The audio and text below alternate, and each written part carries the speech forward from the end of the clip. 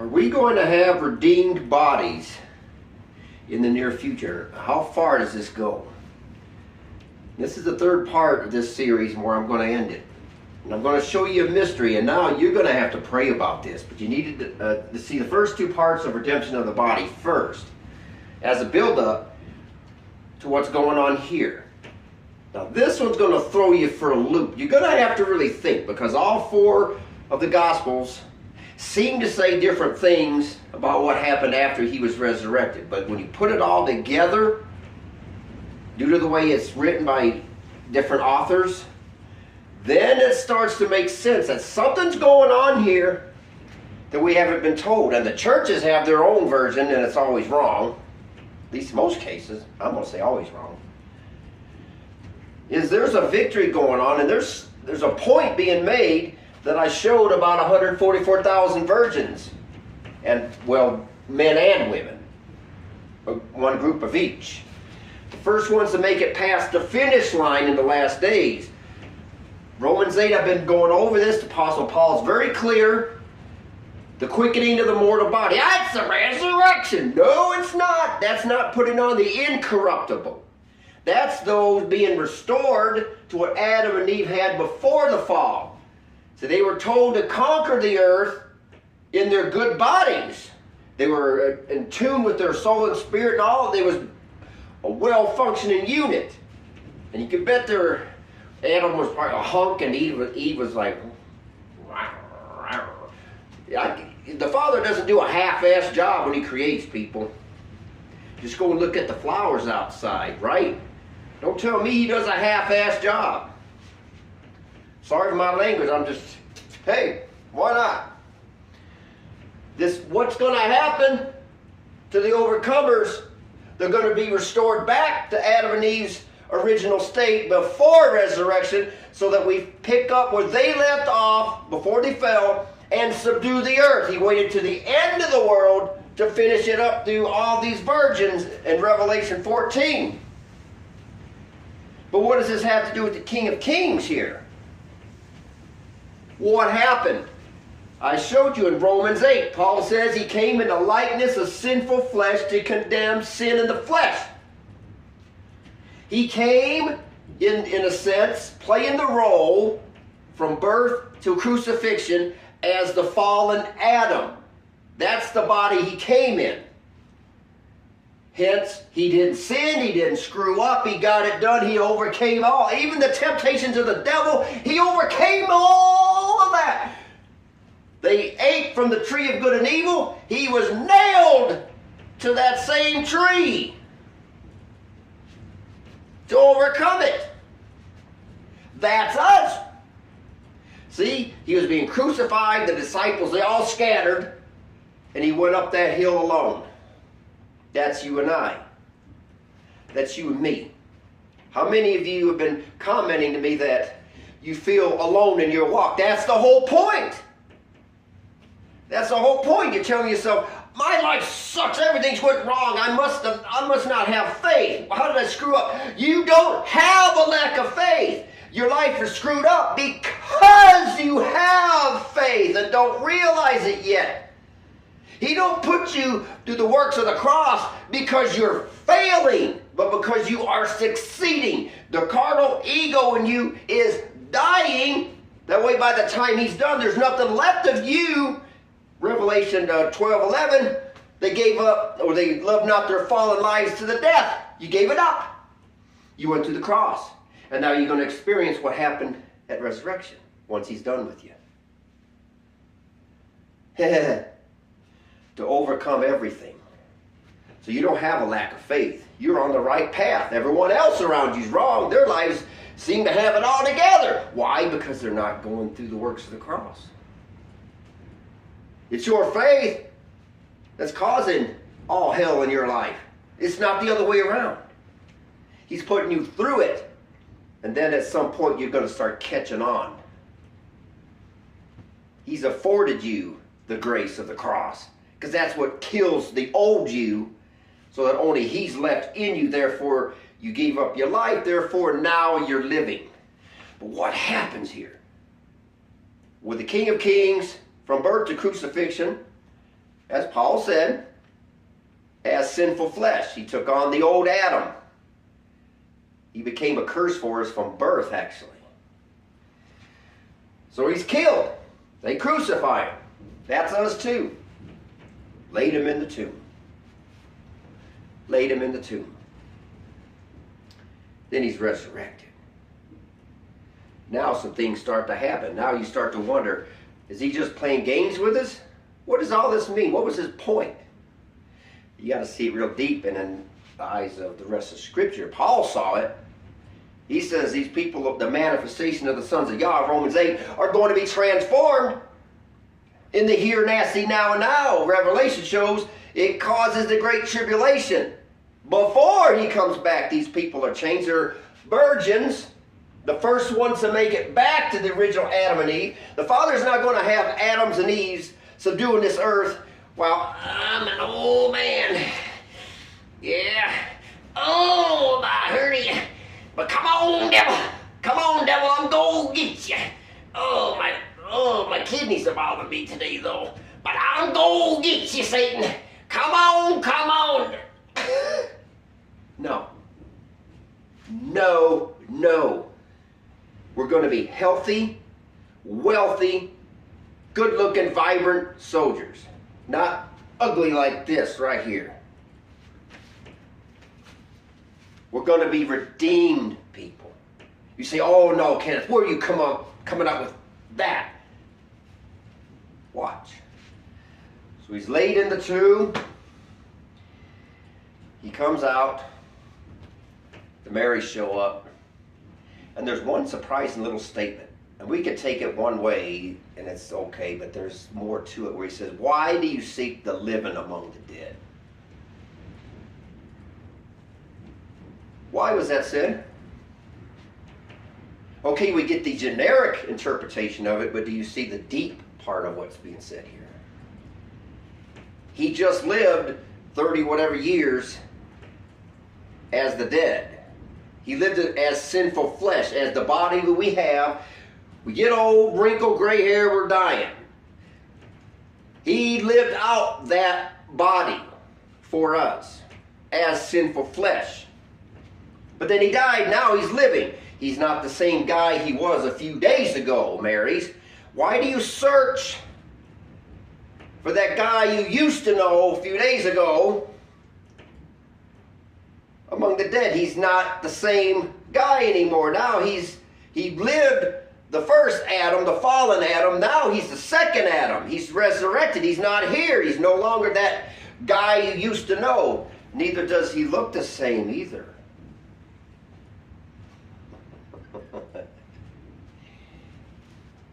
Do you hear that? Doesn't look the same. The Gospels seem to say that he put a spell on people that they couldn't recognize him. However you want to take it, it doesn't matter either way. They didn't recognize him. Come on. The Marys, they knew what he looked like. The disciples, they knew what he looked like. His followers, they knew what he looked like, but they didn't recognize him. What's going on with this picture? Is he playing games? Having fun? Just trying to test their faith, maybe? Perhaps that's part of it, but let's go on here. After his resurrection, and behold, two of them went that same day to a village called Emmaus, which was from Jerusalem about 60 furlongs. It says here 7.5 miles, okay? And they talked together of all those things which had transpired, happened. And it came to pass that when they communed together and reasoned, Emmanuel himself drew near, and he went right along with them. Hey, buddy, hey. Oh yeah, he just joined right up with them. Of course, they knew what he looked like, but he's just having a good old time. Hey, give me a beer. Whatever, however you want to take it. They didn't recognize him, no more than they're going to recognize you and me. We're going to be different. You probably look basically the same, but you ain't going to look 60 no more.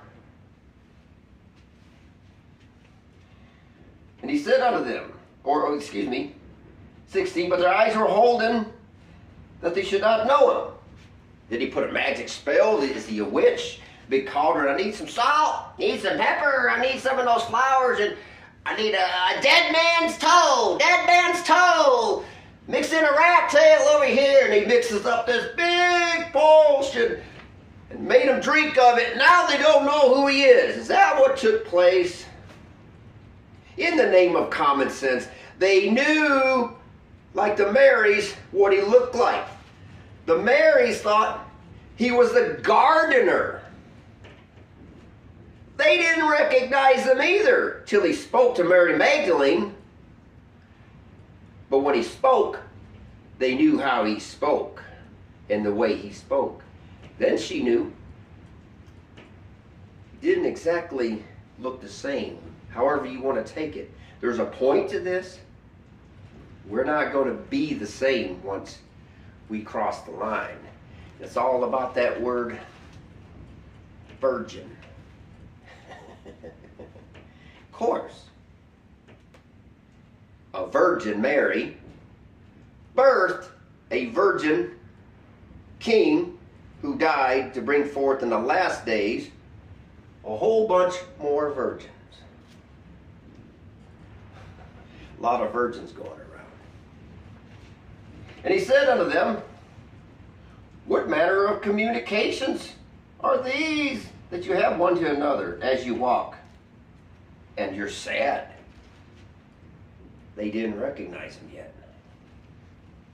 They saw him dying, right? They knew he dead. They knew he was dead. That was just it. Now, they were still languishing. And one of them, whose name was, can't pronounce this, Cleopas or whatever, answered and said unto them, art thou only a stranger in Jerusalem, and hast not known the things which are gone or come to pass there in these days? Notice that. You don't know what's going on? And he said unto them, what things? Was he playing games? Think about this. And they said unto him, concerning Emmanuel of Nazareth, who was a prophet, mighty in deed and word before Yah and all the people, and how the chief priests and the rulers delivered him to be condemned to death, but have crucified him. We trusted that it had been for which would have been said by Israel. And besides all this, today is what? I don't even want to get into this. The third day since these things were done. The third day since when? My teachings. The 3 days began once they laid the hands on him. But I'm not getting into that. I'll start yelling. Yes, the certain women of our company made us astonished, which were early at the sepulchre. They heard the story. And he's playing along. Don't you know he died? Well, wait a second. If they knew who he was, why are they, trying to give him a 6 o'clock news flash? Wait a second. Don't you know this guy died? You're what? He's right there with you. You don't recognize me? You don't understand? I'm right here. Why was he hiding this from them? Or was he? Did he actually look like a different person? It doesn't exactly say. That's not the point. That's not where we're heading.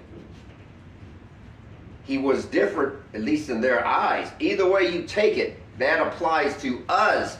When we're resurrected, not resurrected in the end, but changed back to the redemption of the body in Romans 8, back to the original state of Adam and Eve. He's going to have healthy, wealthy, blessed Adam and Eve's to preach the gospel to the world in the end and subdue this earth. Not a bunch of weaklings. We're half broken down. Men with a cane. I'm gonna get you, Satan. I may be 70, but I'm gonna get you anyway. That's not what he's saying. He's going to redeem us back. I don't care what age you are. If you're an overcomer, you kiss all those curses goodbye, because they have to go, and I'll show you why. They have to go bye-bye. And it did also. It takes wealth to move. Read Genesis. He gave Adam and Eve all this gold, and he said it was good. In other words, he gave them the good stuff. He gave them everything, the whole kingdom. How are we going to preach the gospel of the kingdom when we're sick, inebriated, weaklings, we're poor, we can't do anything? How are we going to confirm the gospel of the kingdom when we're not living it? The kingdom is about health, wealth, prosperity, good marriages, good family, blessings. We can't preach the kingdom of the gospel of the kingdom without living it at the time it's taking place. You can't confirm a gospel of the kingdom if you're not a part of the kingdom and the blessings that go along with it. You can't do it. You have to be the kingdom. You have to be healthy, wealthy, vibrant, joyous, all of it, or you won't confirm it in the last days. Therefore, the end will never come. We have to be back to the Adam and Eve's before the fall. That includes getting rid of this ugly guy right here. Goodbye, gray, wrinkles, bad teeth, all of it, all gone. Poverty. For crying out loud, I got $1.57 in coins left to my name. People says, well, Kenneth, you don't have faith. Well, churches, be put into a situation where it requires it and then come back and tell me that same story. Bonehead. We got to be into the blessings before we're going to confirm the kingdom, which includes him here. He looks different.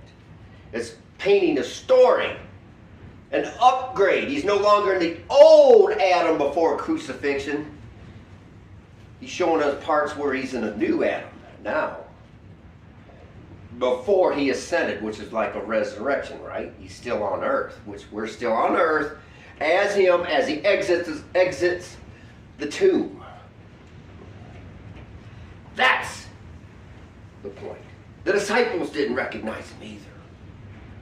They knew what he looked like. Thomas had to touch him before he got it through his thick skull.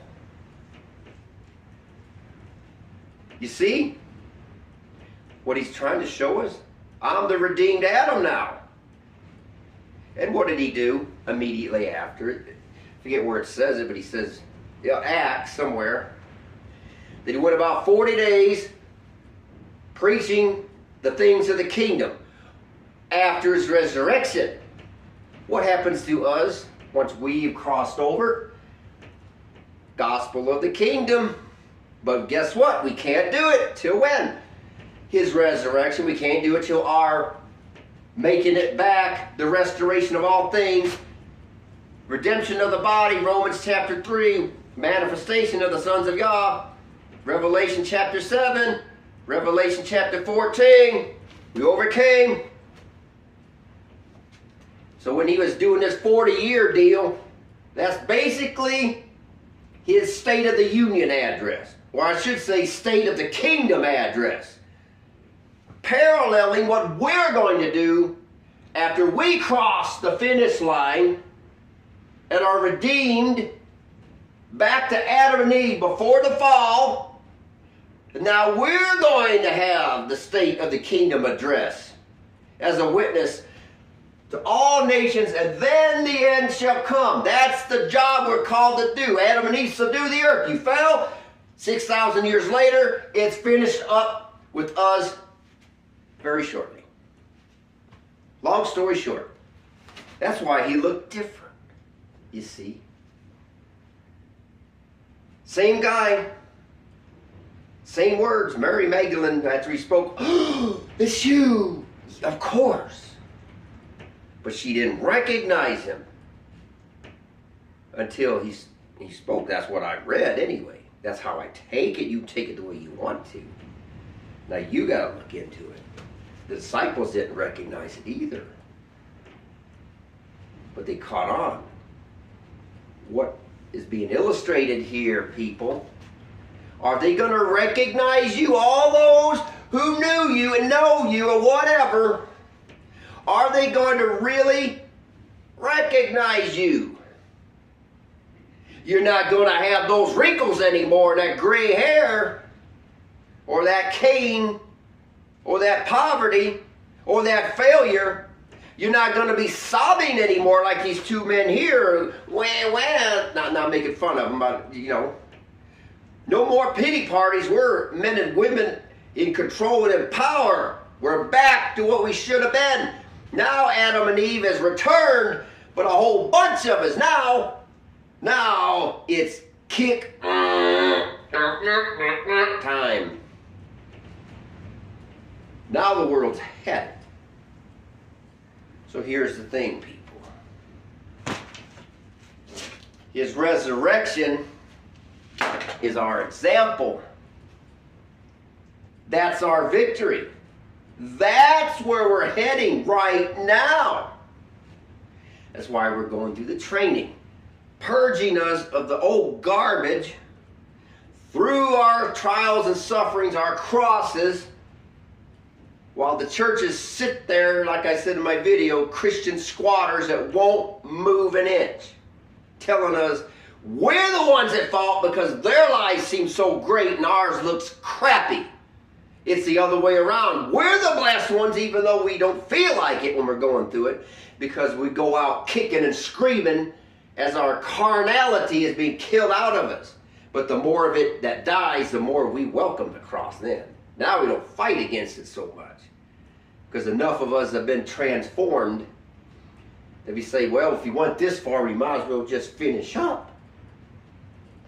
Why not? We're going to end up somewhere, might as well end up on the right side. So whatever. He's showing us a victory here. He paid the old Adam's price, and he came out the new Adam. Now his new Eve. These virgins are coming, along with all the rest to be made without spot or wrinkle through the tribulation. All of them. But we are the war company that has to be on the front lines to bring the people out of the clutches of churchianity. But we can't do it being sick, poor, everything gone wrong, every curse under heaven and earth on us. These things will be overcome. All of it. We'll have no curses that fell upon Adam and Eve. We will have reversed all of it. Hence, Peter, I think it's Peter, it's in Acts, the restoration of all things to be restored back to what Adam and Eve had before the fall. That is what has to take place.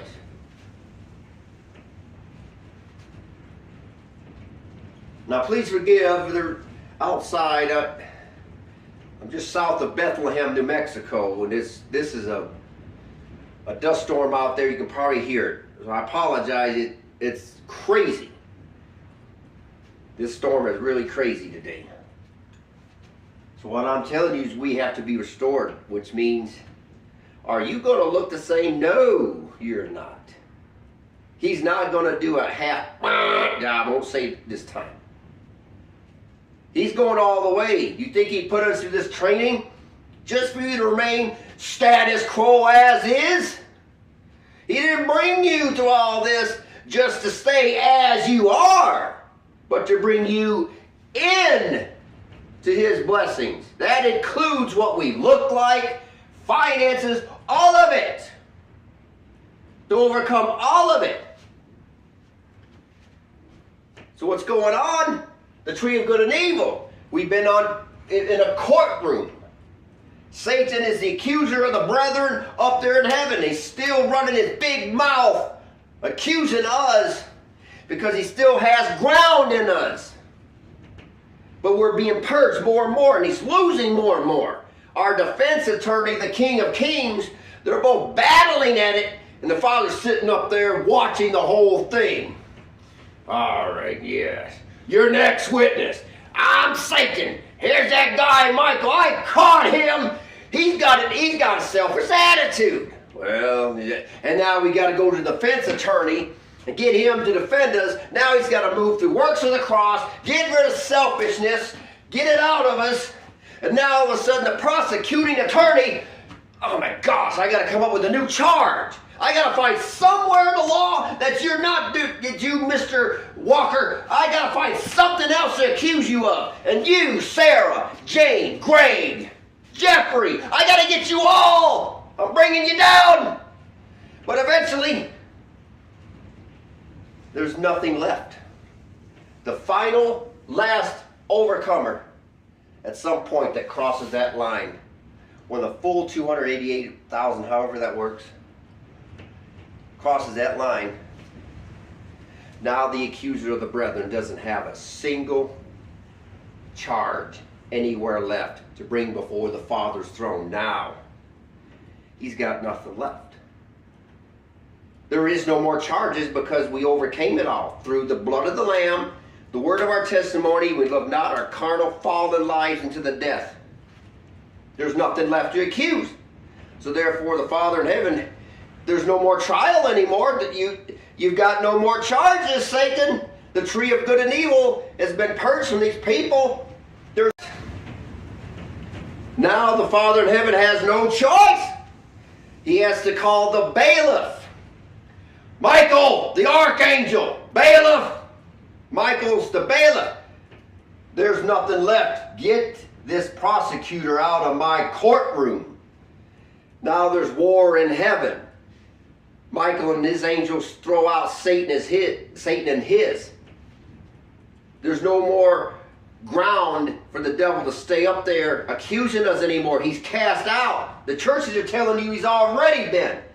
They're preaching a treason to keep him there. The devil wants you to think he's been cast out so that he can stay there. We, the overcomers, are the ones that have to overcome, not the whole world. They're not the overcomers. They're not the Adam and Eves. He said Adam and Eve multiply and subdue the earth. Let's get this straight. We're going to be redeemed in body, soul, and spirit. And the King of Kings shows up after the resurrection to give proof and testimony to what we are going to become. We're not going to be the same. In other words, the people around you are really not going to recognize you because now all of a sudden you're not that little failure anymore in their eyes. Now all of a sudden, the health, wealth, prosperity, or whatever, now we're living the kingdom blessings while the world's going to hell. In that order. And Kenneth, how in the hell? But you don't believe what I believe. How? I can imagine. I don't think we're not going to look the same, but none of this. We're going to look different. Period. That's a fact. To be redeemed back to Adam and Eve before the fall, you're definitely not going to look like this. Let's face it. We're not going to be the same. We can't be. Or else the Father didn't do something right. To be redeemed from the fall. This isn't the resurrection at the end, putting on the incorruptible body. Adam and Eve was susceptible, how do you pronounce that? To fall. But we're not going to fall. We're not going to fall away. Because versus Adam and Eve, we got rid of the carnal nature that they inherited. They inherited it through the fall. But now that the King of Kings have come, now we get rid of it. Now it can't come back. Are you starting to catch it? Which is why we are virgins. The first ones to be restored back to Adam and Eve. That's for men and women both. everything restored. The churches don't want you to know it. And the devil sure don't want you to know it, which is why he has headship over the church to preach every doctrine under mankind's way of thinking, to enforce the tree of good and evil thinking, to the carnal, know-it-all Christian ego, to keep it cemented into place. People create doctrines that are lies and they become soul-tied to it, and the Christians squat right there wherever they want to believe. We're coming out of it, and it's hard. We go through that crucifixion in this body, the fallen Adam and Eve body, right here. Going through the cross, but it's being ripped out of us more and more and more. So you don't have a lack of faith. Yes, we make our own mess ups along the way, which is also, in a way, a part of the training, to show us, hey, you made an error, but you're still going through the cross nevertheless, you see. So all the mistakes we have made, in a way, don't go out there and deliberately make mistakes. The mistakes we made, in a way, is actually our training. Trial and error. Go over the Lots of Jonah video and you'll see exactly what I'm talking about. When I go over the white stone. About 19 minutes, I think, but I explain this one and how it works. This is how it works, people. We have a victory coming to us. And what's going to happen, we have been in a prep school getting ready for how fast we're going to go from kindergarten to college graduate in a short time. This is why we have been going through what we have in preparation for this quickening, this fast move, hence Joel pouring out his spirit on, not all flesh. When he says all flesh, it means his body, not everybody on earth. He's not going to waste his anointing on those. His gift does not come back void. He handpicked us because he knew we're the ones. You don't call yourself into this. You're handpicked whether you like it or not.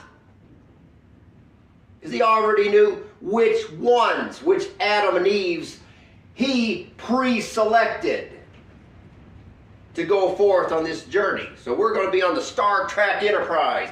Warp speed in our last bit of training. Scotty, I need nominal power. I can't, Captain. The crystals are down. Come on, Scotty, move it. All right, we got nominal power. All right, Sulu, warp speed. That's going to be us.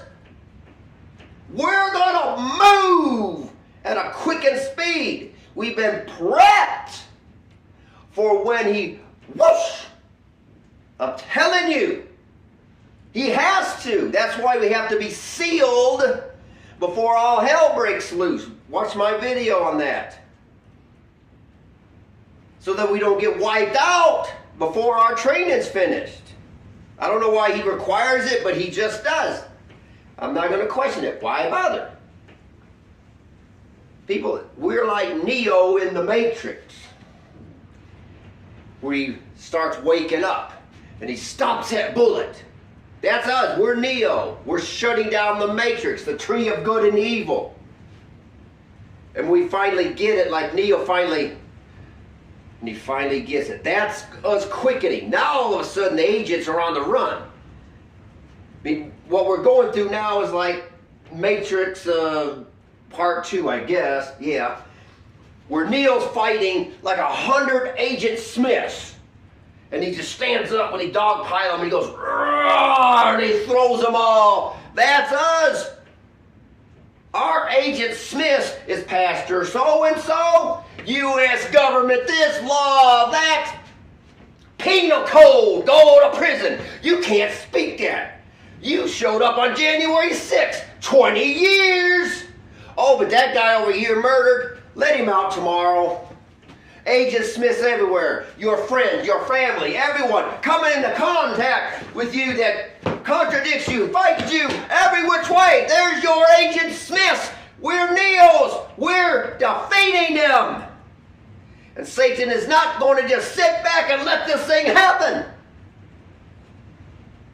We overcame anyway. Just like the king, once he was resurrected, there's our, if you will, resurrection. Not the resurrection, but Paul's quickening the mortal body. The manifestation of the sons of Yah. Hence he came as sinful flesh. The old Adam came out of the tomb, the new one. He came out foreshadowing us now. Instead of just one little king of kings back then who caused a whole lot of trouble. Wait until there's 288,000 of us. Oh, there's really going to be some dust stirring shortly. And the devil's fighting it with everything in him. We're going to change. You're not going to look the same, be the same. Poverty, bad health, no good marriage. Oh, that's all gone because we're not going to proclaim the gospel of the kingdom until we're actually being the kingdom, living the kingdom and its blessings. How can we proclaim the kingdom in full until we're living it out in the nasty now and now?